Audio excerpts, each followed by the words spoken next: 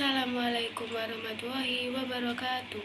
Perkenalkan, nama saya Nurali Agustin dengan akhiran NIM 342 akan mempresentasikan tentang apa itu komunikasi bisnis. Selamat menonton. Dalam dunia bisnis, kemampuan komunikasi merupakan keterampilan yang sangat penting dan harus dimiliki oleh setiap individu. Kemampuan komunikasi bisnis yang baik dapat mempermudah seseorang dalam berinteraksi dengan rekan bisnis, pelanggan, dan karyawan. Selain itu, kemampuan komunikasi yang baik juga dapat memperbaiki kinerja organisasi dan membantu dalam mencapai tujuan bisnis yang telah ditetapkan. Pengertian komunikasi bisnis. Komunikasi bisnis dapat diartikan sebagai proses pengiriman dan penerimaan pesan antara individu atau kelompok dalam lingkungan bisnis. Menurut Russell Barth, komunikasi bisnis adalah suara tindakan pertukaran informasi, ide, gagasan, instruksi, dan sebagainya yang disampaikan secara personal maupun non-personal melalui simbol atau sinyal untuk mencapai tujuan dalam sebuah organisasi.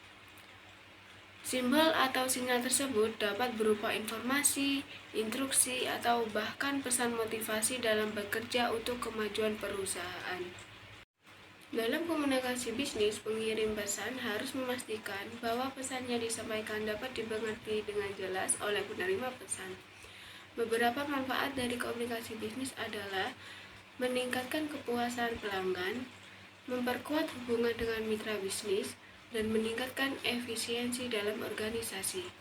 Kemampuan untuk berkomunikasi dengan jelas dan efektif adalah keterampilan penting yang harus dimiliki oleh setiap individu yang bekerja di dunia bisnis. Oleh karena itu, memiliki pemahaman yang kuat tentang teknik komunikasi bisnis dan kemampuan menggunakan teknologi informasi secara efektif dapat membantu perusahaan dalam mencapai kesuksesan.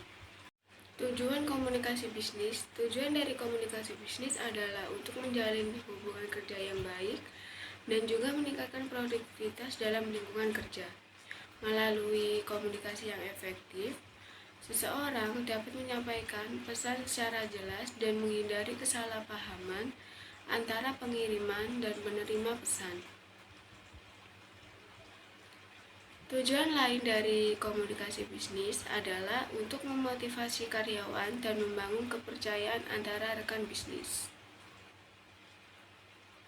Komunikasi bisnis merupakan hal yang sangat penting dalam dunia bisnis, karena tanpa adanya komunikasi yang baik antar individu atau kelompok dalam lingkungan bisnis, maka dapat menyebabkan adanya ketidakpahaman atau kesalahpahaman yang dapat merugikan bisnis.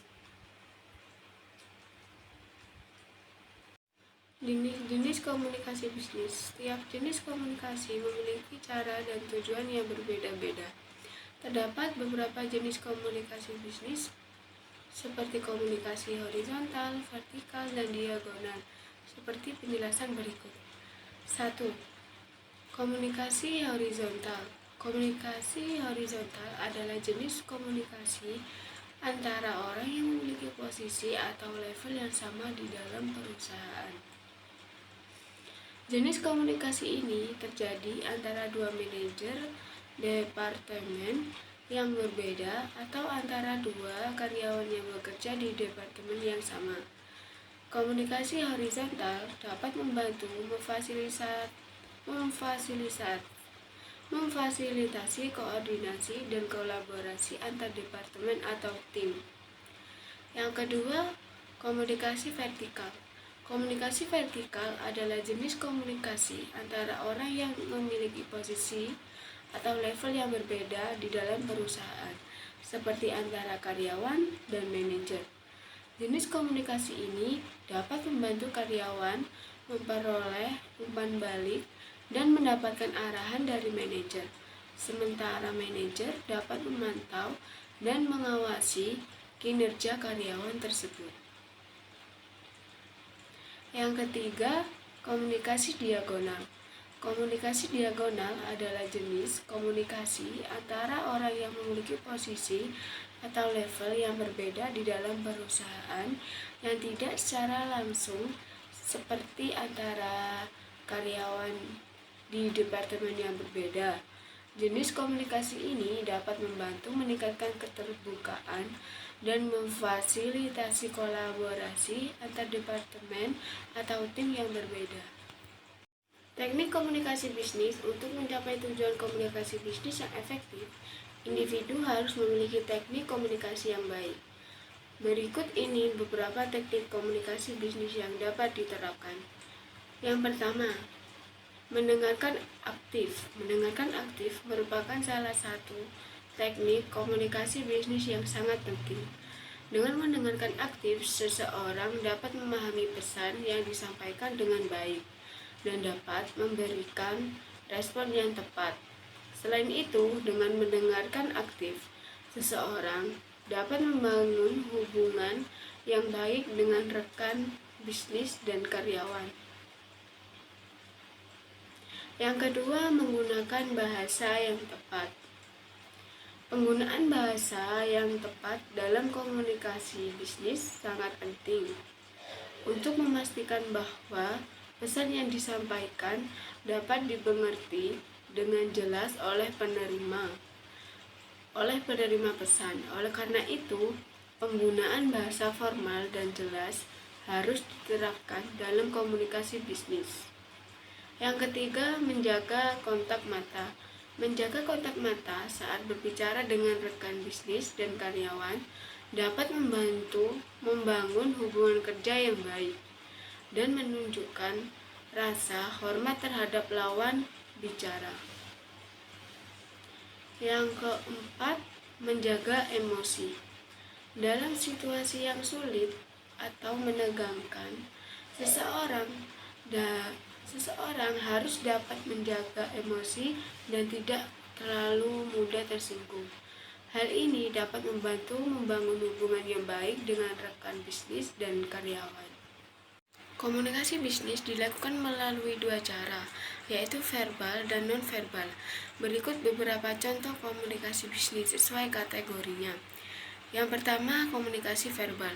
Komunikasi verbal terjadi secara langsung melalui aktivitas tatap mata atau menggunakan media tertentu. Berikut contohnya, seperti mengirimkan surat keputusan kepada karyawan, mengirimkan surat penawaran kerjasama dengan perusahaan lain, membicarakan masalah keuangan perusahaan dalam rapat, mempresentasikan ide kepada investor. Yang kedua, komunikasi nonverbal. Komunikasi nonverbal menggunakan bahasa tubuh atau gestur melalui aktivitasnya. Berikut contohnya. Memperhatikan gerakan tangan ketika presentasi. Apabila gesturnya tidak leluasa, artinya presenter merasa tidak nyaman. Yang kedua, memperhatikan raut wajah bawah ketika berbicara secara personal. Apabila raut wajahnya sedih, bawahan merasa gelisah dan tidak tenang selama berkomunikasi. Proses komunikasi. Bob dan Thiel, pakar komunikasi bisnis, mengungkapkan 6 tahapan penting dalam proses komunikasi bisnis. Berikut penjelasan lengkapnya.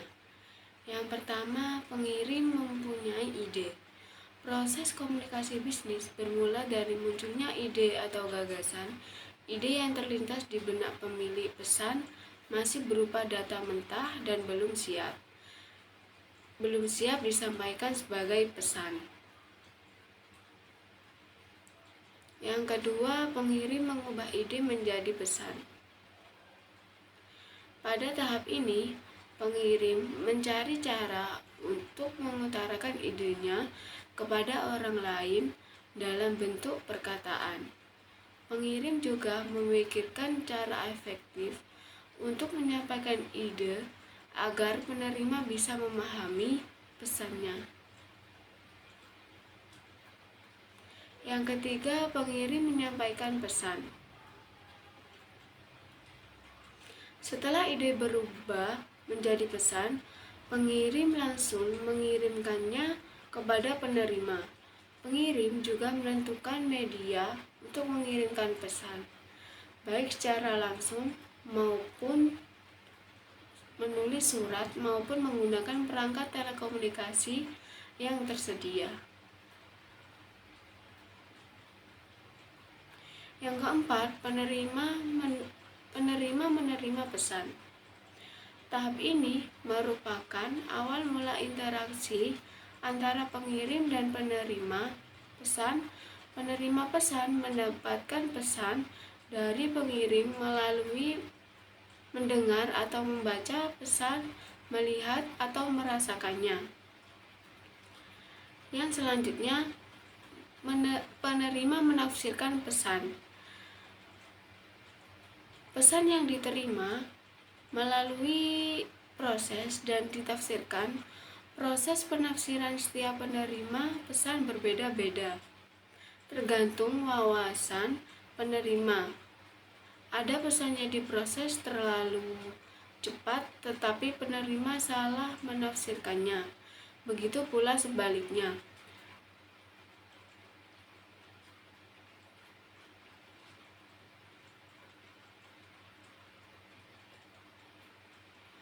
Yang keenam, penerima memberikan tanggapan atau feedback. Komunikasi bisnis berujung pada pemberian tanggapan atau respon terhadap pesan yang diterima. Feedback dapat menentukan faktor yang mempengaruhi komunikasi bisnis, juga memiliki faktor pendukung dan penghambat dalam prosesnya. Ada 5 faktor yang mempengaruhi kelancaran komunikasi bisnis, yaitu yang pertama, persepsi. Persepsi kedua belah pihak yang terlibat dalam komunikasi bisnis belum tentu sama. Oleh karena itu, pengirim pesan harus bisa memprediksi tindakan lawan bicara dalam menerima informasi yang disampaikan. Yang kedua, kelancaran teknologi informasi. Hampir semua proses komunikasi bisnis dilakukan melalui bantuan teknologi. Kecanggihan teknologi yang digunakan juga dapat meningkatkan kelancaran komunikasi bisnis. Contoh paling populer pada saat ini adalah telekomunikasi berbasis internet. Pengirim dan penerima pesan saling berkomunikasi dengan lancar apabila kualitas internetnya memadai. Yang ketiga, on point. On point artinya pesan yang disampaikan memiliki maksud dan tujuan yang jelas. Kedua belah pihak harus menyampaikan pesan secara on point supaya mereka bisa memahami poin utama dari informasi yang diberikan. Yang keempat, kepercayaan. Kepercayaan sering menjadi faktor pendorong sekaligus penghalang komunikasi bisnis, terutama jika bekerja bersama pihak eksternal. Pengirim pesan harus bisa meyakinkan lawan bicara agar terbangun rasa kepercayaan di antara kedua belah pihak. Yang kelima, kecocokan. Kepercayaan dan hubungan yang bagus dapat menumbuhkan kecocokan dalam diri kedua belah pihak. Mereka mampu berkomunikasi dalam frekuensi yang sama karena bisa memahami satu sama lain. Manfaat komunikasi bisnis. Komunikasi bisnis memiliki banyak manfaat bagi sebuah organisasi atau perusahaan. Beberapa manfaat tersebut antara lain adalah meningkatkan keterlibatan karyawan. Berdasarkan riset yang dilakukan oleh Ragan tentang keterlibatan karyawan, menunjukkan bahwa komunikasi kepemimpinan adalah faktor komunikasi internal teratas yang secara statistik berkorelasi dengan tingkat keterlibatan perusahaan. Yang kedua, membantu menentukan ekspektasi dan tujuan yang jelas. Kalau kamu sudah punya visi yang jelas terkait perusahaanmu, sebuah awal yang baik. Tapi agar semua pihak yang terlibat memiliki pemahaman yang sama untuk melaksanakan prosesnya, kamu harus